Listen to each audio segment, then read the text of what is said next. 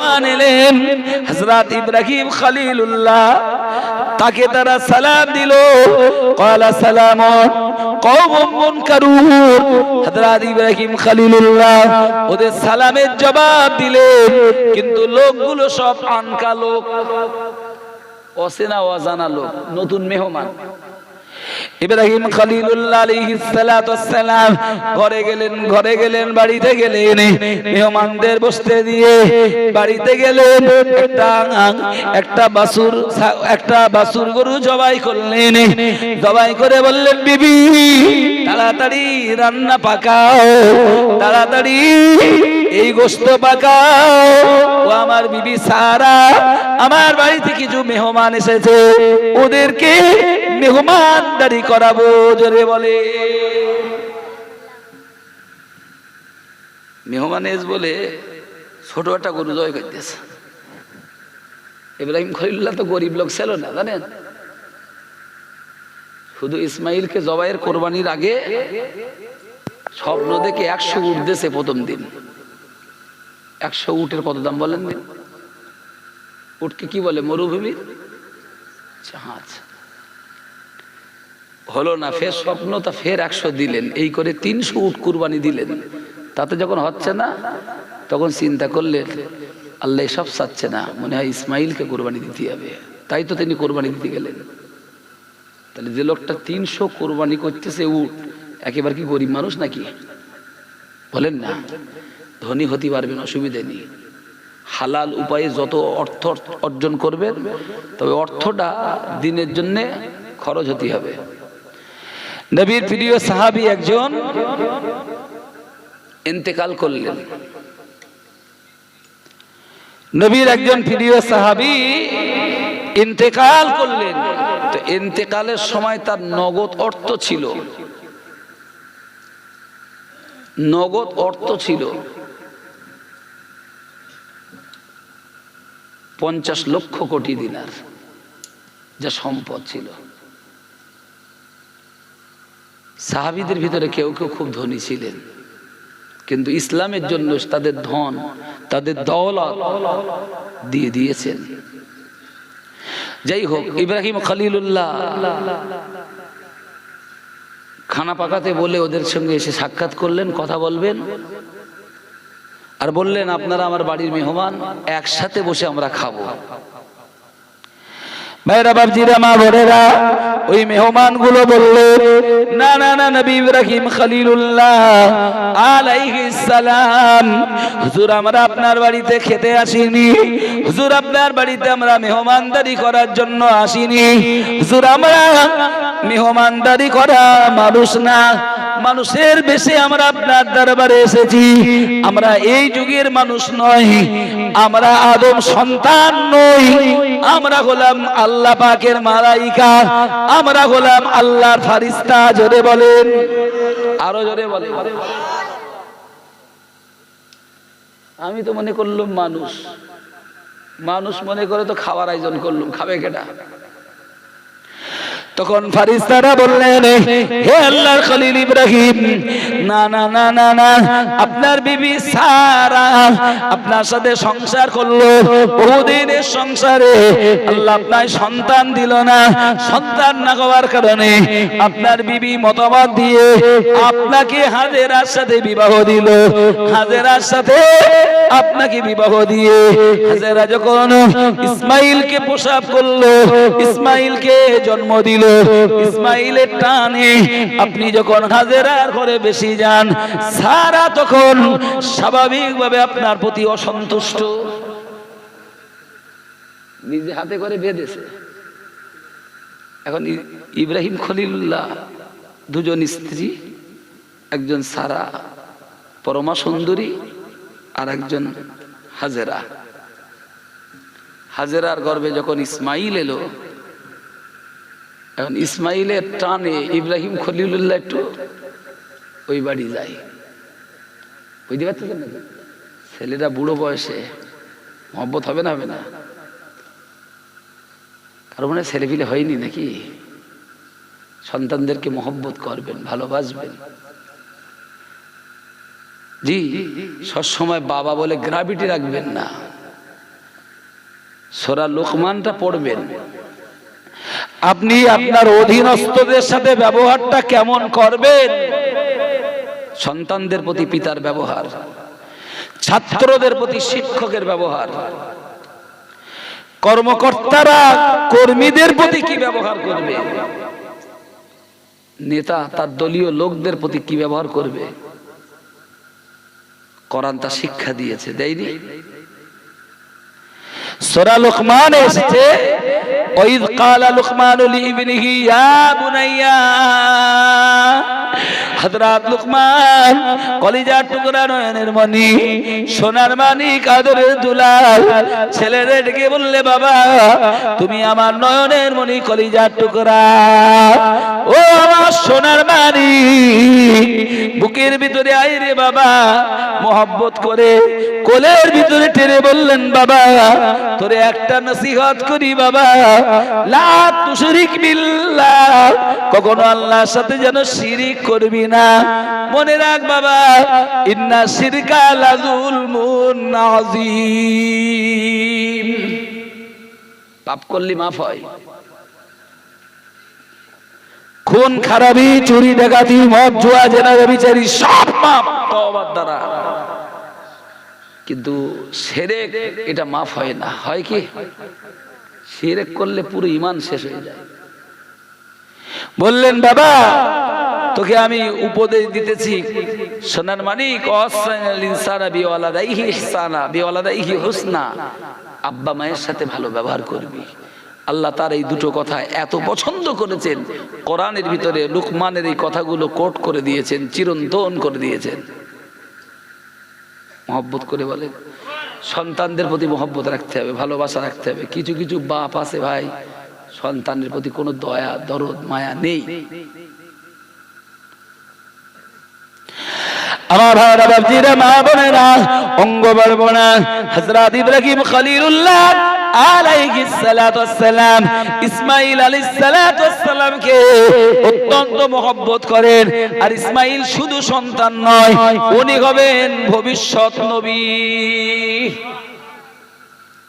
সুতরাং নবী যে হয়, নবী যে হবে, প্রথম থেকেই সে আলাদা হবে। কারণ ওটা মানুষের তৈরি না, মানুষের ইলেকশন নয়, মানুষের সিলেকশন নয়। ও সিলেকশন কার?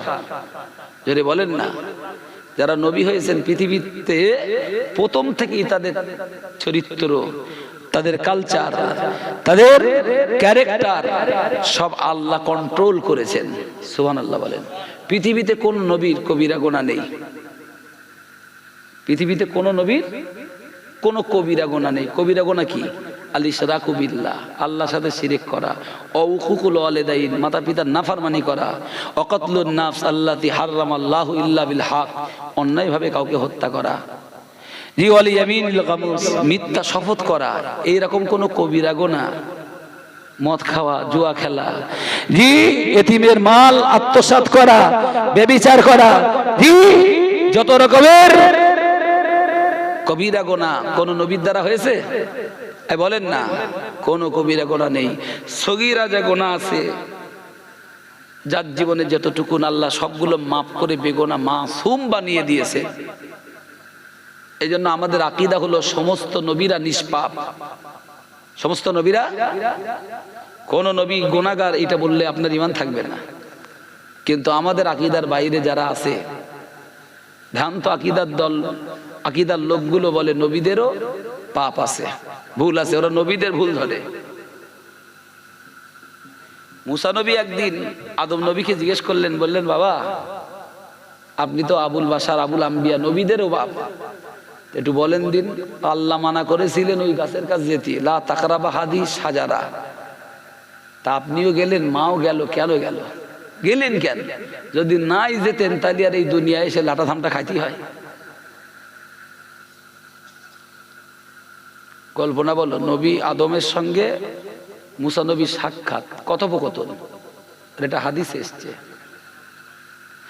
সাইয়েদিনা আদম আলাইহিস সালাম বললেন, এই বেটা মুসা, শোনো বাবা, তুমি এতে আমার কি দোষারোপ করতেছো? না আব্বা, যদি সেই গন্ধম ফল না খাইতেন বেহেশতেই থাকতেন। বললেন, তাহলে তুমি কেন এই জমিনে আসছো? বললেন, আল্লাহ আর এই দুনিয়ায় এসে এত সমস্যায় পড়তে হতো না, এত ফিতনা ফাসাদ, এত ঝামেলা ঝঞ্ঝাট। তো হযরত আদম আলাইহিস সালাম হযরত মুসাকে বললেন, বাবা আমি যদি গন্ধম ফল না খেতাম তুমি কি দুনিয়ায় আসতে? এর কথা কন, বেহেশতে তো ছেলে ফিরে হতো না, তুমি কি আসতে? তা মুসা নবী বললেন, না আসতাম, আমি না এসছি নবী হয়ে। আপনার কত সন্তান, তারা কত সন্তান নাফরমানি করে আল্লাহর সাথে বিশ্বাসঘাতকতা করে, আল্লাহর সাথে মানে চ্যালেঞ্জ করে, আল্লাহর সাথে কত বান্দা তারা বিশ্বাসঘাতকতা বেঈমানি করে, তো তাতে তো জাহান্নামে তো যাবে তারা। ও ভাইরা বাপজিরা মা বোনেরা শোনেন, লম্বা আলোচনা করতেছি না। হযরত আদম আলাইহিস সালাম বলেছিলেন, ও বাবা মূসা আলাইহিস সালাম, ওগো সন্তান মনে রাখো, আমার আল্লাহ পাক রব্বুল আলামিন দুনিয়া সৃষ্টি করলেন আর কলম বানালেন, কলমকে বানিয়ে বললেন, এই কলম তুমি লেখো। কলম লিখতে থাকলো, লিখতে লিখতে লিখতে লিখতে আল্লাহ পাকের নির্দেশ যতটা কলম লিখে ফেললো, কলমের কালি শেষ হয়ে গেল, যা কিছু লেখা সব লেখা হয়ে গেল। জোরে বলে, এই লেখাটার নাম কি? এই যে লেখা আল্লাহ লেখালেন এই দুনিয়া জগৎ সৃষ্টির 50,000 বছর আগে, এটা কি লেখা বলেন না? কি লেখা? ভাগ্য, তাকদীর। এই তাকদীর, এই ভাগ্য আল্লাহ দুনিয়া সৃষ্টির 50,000 বছর আগে লিখেছেন। আই মুসা, আমাকে সৃষ্টি করার 50,000 বছর আগে যদি আল্লাহ আমার কপালে লিখে দেন আদমকে বানাবো, বেহেশতে রাখবো, ফল গাছ খেতে নিষেধ করব, ফলের কাছে যেতে মানা করব, কিন্তু আদম এইভাবে যাবে আর এই কায়দায় দুনিয়ায় দেব, তো আল্লাহ সব লিখে দিয়েছে, মানো না? মানো না? তুমি তকদির মানো তো? আল্লাহ তো লিখেছে, যাবা কোথায়? এদিকে কেটা মিলাদ করতেছে এখন? হ্যাঁ ও ভাই, আপনাদের যদি কষ্ট না হয় আর একটা কথা বলবো। আল্লাহ তাআলা সেদিন আদমকে যে বেহেশতে রাখলেন, বেহেশতে ছিলেন, সেই বেহেশত থেকে আদমকে যদি আল্লাহ এমনি ফেলে দিতেন, আদম আফসোস করতো, আল্লাহ ছিলাম বেহেশতে আর তুমি আমারে জমিনে ফেল দিলে। আল্লাহর জাত সত্তা পাক, পবিত্র, আল্লাহ কখনো দোষ নিজের ঘাড়ে রাখেন না। একটা কথা আপনাদের বলছি, নূহ নবীর জমানায় যে পেলাবন আল্লাহ দিয়েছিলেন, গোটা দুনিয়া বুড়ে গিয়েছিল, ডুবে গিয়েছিল। সবচেয়ে পৃথিবীর শ্রেষ্ঠ বা বড় উচ্চ পাহাড় হলো মাউন্ট এভারেস্ট। ভূপৃষ্ঠ থেকে যেটা 29,000 ফুট উপরে, মাউন্ট এভারেস্ট চওড়া 8,848, কতটা উঁচু? 8,848 মিটার। সেই কারা এভারেস্ট জয় করে আমরা পড়িছি না? এভারেস্ট জয় করেছে। অ্যাকচুয়ালি এভারেস্ট জয় করেছে কিনা আল্লাহ মাবুদ জানে, আমার ঠিক মনে হয় না। 29,000 ফুট ওটা উপরে, ওটা তো কড়া মেঘের স্তর পার করতে হবে, তো আল্লাহ জানে। বইতে পড়িছি ওই পর্যন্ত। তো সেদিন মাউন্ট এভারেস্ট আল্লাহ সেটাও ডুবিয়ে দিয়ে তার উপরে আরো 6,000 ফুট পানি তুলে দিয়েছিলেন।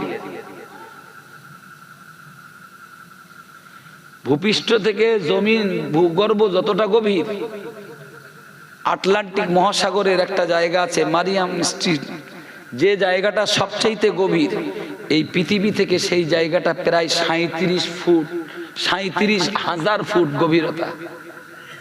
ভূপৃষ্ঠ থেকে সাগরের তলদেশ কত বলেছি? 37,000 ফুট গভীরতা। যতটা গভীর জায়গা, মাটি থেকে যতটা গভীরে পানি, আল্লাহ ওই পানি অতটা উপরে দিলেন। এই পাহাড়ের চূড়া যদি হয় 29,000, এর উপরে এখনো প্রায় 8-9,000 ফুট উপরে পানি উঠেছে। গোটা দুনিয়ায় কেনান থেকে শুরু করে কোনো কাফের বেঁচে নেই। ইবলিস শয়তান কোথায় ছিল?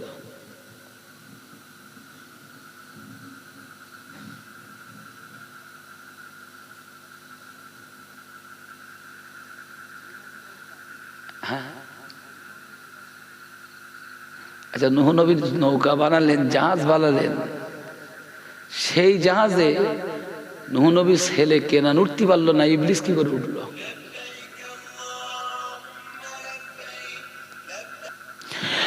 আল্লাহ পাকের বান্দা বান্দি মনে রাখুন, এই পৃথিবীতে যখন জুলুম চলেছে, অত্যাচার হয়েছে, উৎপীড়ন হয়েছে, নিপীড়ন হয়েছে, আল্লাহর এই দুনিয়ায় যখন সীমা লঙ্ঘন আর অত্যাচার বেড়ে গেছে, পাপাচার বেড়ে গেছে, জিনা ব্যভিচারী বেড়েছে, মদ জুয়া বেড়েছে, হারামি বেড়েছে, অন্যের হক নষ্ট, এই অপরাধ বেড়ে গেছে, ও আল্লাহর বান্দা, দুনিয়ায় যখন শিরক বেঁধেছে, নিকৃষ্ট বেদাত কাজ বেড়ে গেছে, ও আল্লাহর বান্দা মনে রাখুন, দুনিয়ায় যখন বেগায়াপনা বেড়ে গেছে, দুনিয়ায় যখন খুন খারাপি বেড়ে গেছে, দুনিয়ায় যখন অত্যাচার বেড়ে গেছে, আল্লাহর নাফরমানি যখন দুনিয়ায় ভরে গেছে, আল্লাহ তাআলা ওই সময় দুটো আযাব বেশি দিয়েছেন।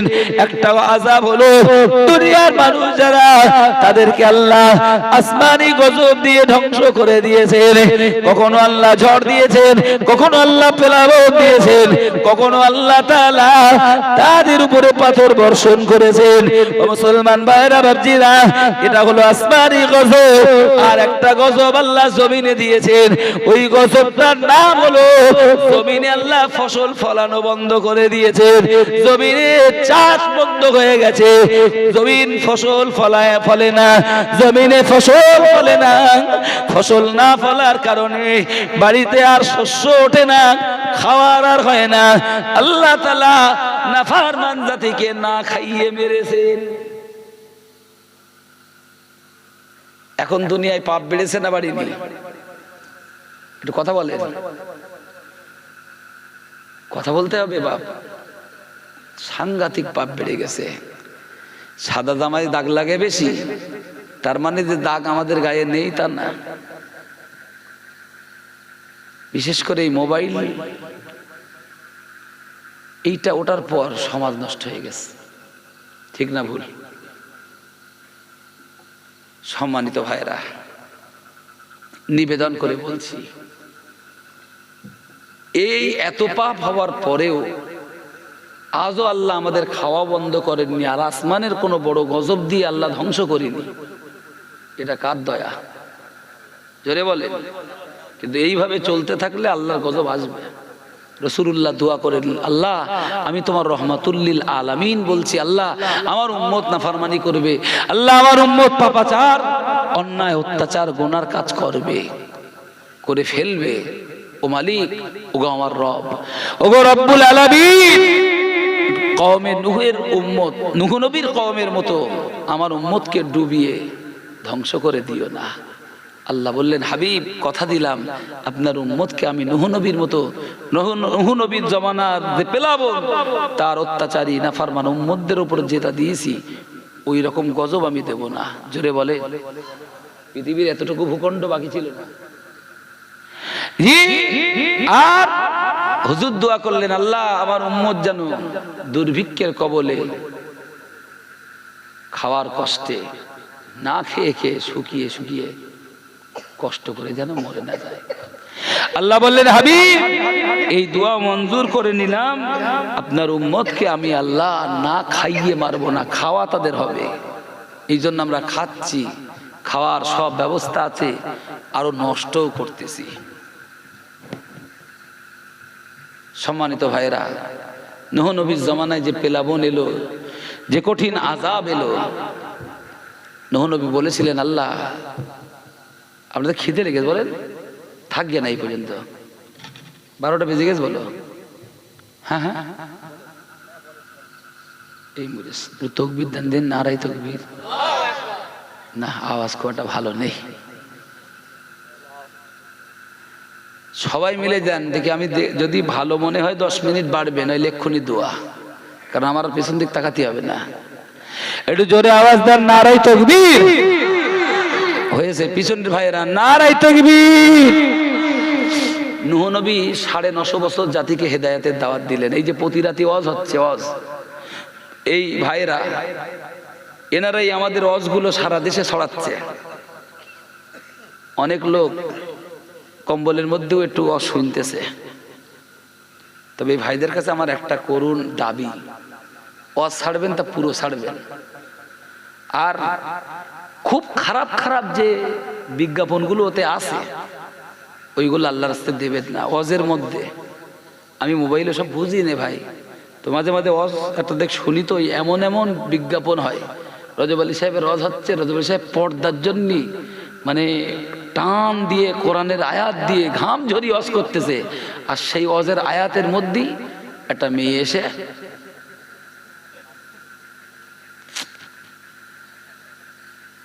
দেখে মনে হচ্ছে মোবাইলই মারি ঘুষি ওই মেয়ে লোকটার নাক মুখ ফেটে যাক, কিন্তু মারলি তো আমার মোবাইলটা খায় হবে। রাগী কি ওয়াজ হচ্ছে আর সেখানে কি আসতেছে। ওই খুব খারাপ ভিডিওগুলো মানে কি বলে এই অ্যাডগুলো নেবেন না, তাতে 2 পয়সা কম হয় হোক। ওইগুলো বাদ দিয়ে যেগুলো মোটামুটি ভালো অ্যাড মনে করেন ওইগুলো দেবেন, কারণ এতে কোরআনের বিউজ্জতি হয়, হাদিসের বিউজ্জতি হয়। 950 বছর হেদায়েতের দাওয়াত দিয়ে মাত্র 80 জন লোক হেদায়েত হলো, বাকি সব নাফরমানি করতেছে।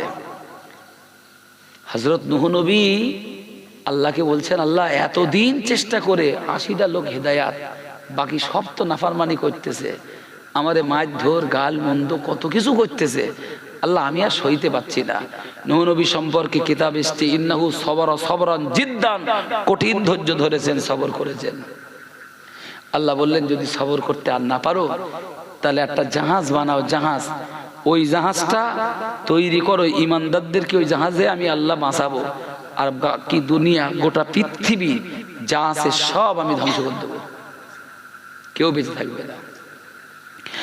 নবী নূহ আলাইহিস সালাম জিজ্ঞেস করলেন, রব্বি আল্লাহ, জাহাজ বানাবো কত লম্বা হবে, কত বড় হবে?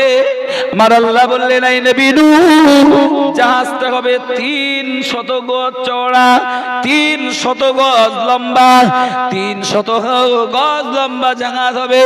হযরত নবী নূহ বললেন, আল্লাহ চওড়াটা কত হবে?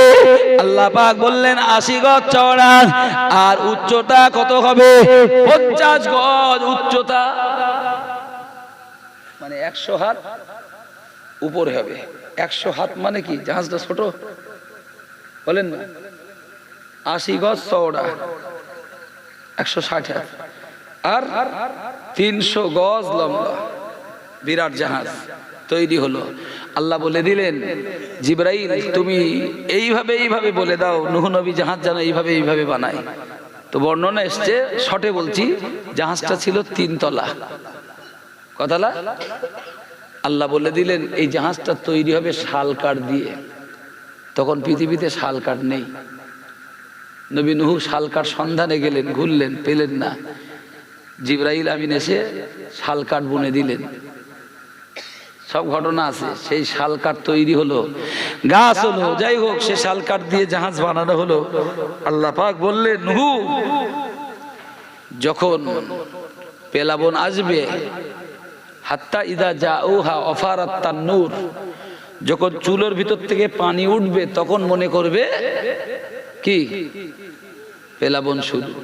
তখন সবাইকে ডাকবে, সব জন্তু জীব জানোয়ার সবাইকে এক জায়গায় করবে, করে তোমার জাহাজে তুলে নেবে, ইমানদার গুলোকেও নেবে। পানি উঠতে শুরু হলো। আর নূহ নবী বললেন, আল্লাহ কাদের কাদের নেব? আল্লাহ বলবেন, যারা যারা তোমার এখানে আসবে তাদের নেবা, আর যারা যারা আসবে আল্লাহ তাদের আগাম অ্যালার্ট করে দেশ। সর্বপ্রথম নূহ নবীর জাহাজে এসেছিল কি জানেন? পিঁপড়ে। সবার আগে পেলাবন যে হবে, পানি যে হবে, এই খবরটা আমাদের জানার আগে, আবহাওয়াবিদরা জানার আগে পিঁপড়েরা জানে। ওদের কাছে রেডার নেই, মেশিন নেই, কিন্তু অতি ক্ষুদ্র পিঁপড়ে এত ছোট ছোট প্রাণী, এরপরেও আল্লাহ ওদের এমন ধীশক্তি দিয়েছে। দেখবেন কোন প্রাকৃতিক দুর্যোগ হওয়ার আগে ওরা আগে লাইন করে না? কোথাও কোনো খাবারের সন্ধান পেলে না পিঁপড়ে সেটা সন্ধান করে, সেখানে ছুটে যায় এবং একলা যায় না, যারা আছে সবাইকে নিয়ে ডেকে একসঙ্গে একসাথে মিলেমিশে খায়। সুবহানাল্লাহ বলে। আজকে বলছি মনে রাখবেন, পিঁপড়ের চরিত্র, পিঁপড়ের ক্যারেক্টার যদি নিতে পারেন, আল্লাহ জাহান্নাম থেকে বাঁচাবে।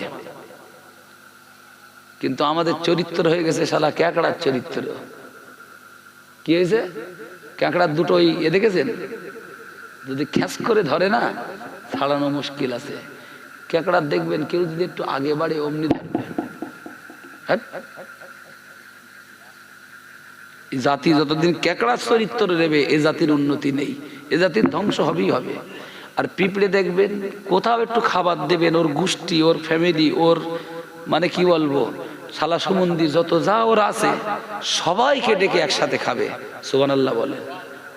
ঠিক বলছি না ভুল? পিঁপড়ে দেখবেন, একটা পিঁপড়ের যা ওজন তার চাইতে 10 গুণ বেশি মাল বয়। একা নিজের জন্য না, ও নিজের জন্য যতটা মেহনত করে আর 9 জনের জন্য ততটা মেহনত করে।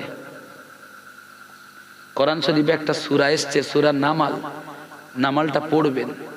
পিঁপড়ের কি চরিত্র, ওই চরিত্র যদি উম্মতে মুহাম্মাদি জাতির সেরা সদাফুল মাখলুকাত এই মানুষের থাকতো, আল্লাহর কসম এই জাতির বিভেদ হতো না, এই জাতির দ্বন্দ্ব হতো না। কোরআন শরীফে আরেকটা সূরা আছে, সূরা নাহাল। নাহাল মানে মৌমাছি। আমফান ঝড়ে গাছ উল্টেছে না ভাই? জি, গাছের বিরাট বড় ডাল ভেঙে গেছে, গাছের 2 দিকে ডাল ঝড়ে ফেড়িয়ে দুদিক গেছে, গুড়ি ফেড়ে গেছে। ওই ঝড়ের পরে দেখতেছি অনেক উঁচুই একটা মৌমাছির চাক ছিল। মৌমাছিগুলো তখনও চাক ধরে আছে, কিচ্ছু হয়নি ঝড়ে। মোহব্বত করে বলেন না সুবহানাল্লাহ। ওই ঝড়ে আমফান ঝড়ে যেখানে ঘর পড়ে গেল, যেখানে গাছ পড়ে গেল, গাছ ভেঙে ফেড়ে চলে গেল, সেখানে মৌমাছির চাক ভাঙলো না। তার মানে ওদের ভিতরে ঐক্য, একতা, ইত্তেহাদ, তাদের ভিতরে এমন মানে কি বলবো ঐক্য ছিল, সবাই একজন আরেকজনকে কামড়ে ধরে চাকটাকে ভালো করে ধরে রেখে যত ঝড় হোক আর তুফান হোক আমরা একে অপরের বাঁচাবার জন্য লড়াই করে যাব। সুবহানাল্লাহ। আজকে আমরা মুসলমান, আমরা আজকে আশরাফুল মাখলুকাত, আজকে আমরা সৃষ্টির সেরা। আমরা কি যত ঝড় আসুক, মুসিবত আসুক, একে অপরের পরিপূরক হয়ে আসি না একে অপরের মাছ ধোবার ধান্দায় আসি? কথা বলতে হবে। একটু ছেলে মিলে দিলু হয়, তা আসেলা যদি দেয় আপনি কতক্ষণ সহ্য করবেন? সামনে 2023 সাল, পঞ্চায়েত নির্বাচন। বাপ বেটা একজন আর একজন মাই দেবে, ভাই ভাই। শুধু আপনাদের সাপালি, হোসেনপুর না নূরপুর এই গ্রামটা বাদ দে, এখানে কেউ কারোর দেবে না। আর নাইলে দেখবেন ভাইয়ের বিরুদ্ধে ভাই মুগুর চাষবে। ঠিক বলছি না ভুল ভাই? জি, শালার বিরুদ্ধে বোনাই, বোনাইয়ের বিরুদ্ধে শালা। ওরা নাই যা করতেছ কর, ভোট এসে ভোট করে অশান্তি বেদকে স্বামী স্ত্রী এ বই তিথি ভোট দিতে হবে, বেঁচে না দেবো না। ভোট এখনো 20 দিন বাকি, তার আগে ঝামেলা করে দুজনের কথাও কয় না, খায়ও না, দায়ও না, যে যার মতো আছে রাগের আগে। এখন এই অশান্তির খবর বলো অনেক দূর চলে গেছে, এই খবর অনেক দিন গেছে। ইতিমধ্যে হুজুর এসে গ্রামে বলতে, হুজুর একটু ওয়াজ করেন যেন স্বামী স্ত্রীর অশান্তি না থাকে। তা হুজুর একটু স্বামী স্ত্রীর হক হুকুকের ব্যাপারে ওয়াজ করেছে। আর স্বামী যারা হয়েছো তোমরা বাজার ঘাট ঠিকঠাক করো, বোর দিকে দায়িত্ব রেখো, সন্তান ফ্যামিলি বলে গেছে। সকালে চিন্তা করতে হুজুর যখন বলে গেছে, আজকে একটু বাজারে যাই, গাড়াকুপ বাজারে যাই, একটু ভালো তরকারি, একটু মাছ টাছ কিনে আনি। চিন্তা করতে তাই তো অনেকদিন অশান্তি, হুজুরি রস শুনেও তো বিপদে পড়লুম। বাজারে তো যাবো, প্যাকেট তো নিতে হবে, তা কি করে এলে? তোমরা এইগুলার ইউটিউবে দেখছো, আমার আর লোক দাউদ করবে না বলো? যা করে করবে। এখন ওর এই ভাবগতি দেখে কচিটা জিজ্ঞেস করছে, আব্বা কন যাবা? বাজারে যাবো।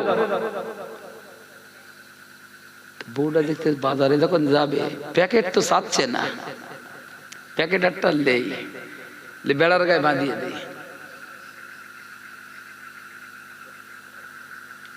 বউ শুনিস না, প্যাকেট একটা লে রান্নাঘরে বেড়ায় বাঁধিয়ে দিয়ে বইতেছে, প্যাকেট থাকলো বেড়ার গায়ে, প্যাকেট জন্য গাড়া কমে যায়। ও বুঝতে পেরে যাকে হুজুরি অজে কাজ হয়েছে, 15 দিন পরে কথা হয়েছে। বাজারে যা ছিল মোটামুটি প্যাকেট ভর্তি বাজার করে এনে মনে করতেছে কি বা করি, কথা কি আমি আগে বলবো? ও তো বলিনি, ও তো প্যাকেট দিছে এইখানে। না, আমিও হাস স্বীকার করার লোক না, আমি একটা বেটা ছেলে। ও ঠিক রান্নাঘরের বেড়ায় প্যাকেট বেঁধে বলতেছে, প্যাকেট থাকলো বেড়ার গায়ে, বাজার যেন পৌঁছে না যায়। মাছ আছে, কি মহব্বতে সংসার। বউটা প্যাকেট নিয়ে রান্নাঘরে ওগুলো সব বাছা গোটা করে রান্না করেছে। ইনি ভদ্রলোক গোসল করে এসে বসে আছে, কোলে ভাত পানি দিলি খাবার, নাইলে খাবো না। আর উনি রান্না করে বলতেছে কারোর কোলে ভাত পানি দিতে পারবো না, যদি চাই কথা বলে তাই দেবো, উপজে কথা না বললি দেবো না। দুপুরে রান্না এও চাইনি, ও দেয়নি, তাও খাওয়া হয়নি। ওইভাবেই রাত্রি রাগারাগি করে দুজন দু জায়গায় শুয়ে আছে, খায়ও নি। এটা তবু চার দোকান যে বাজারে দিয়ে কিছু খেয়েছে, আর বউটা কিচ্ছু খায়নি।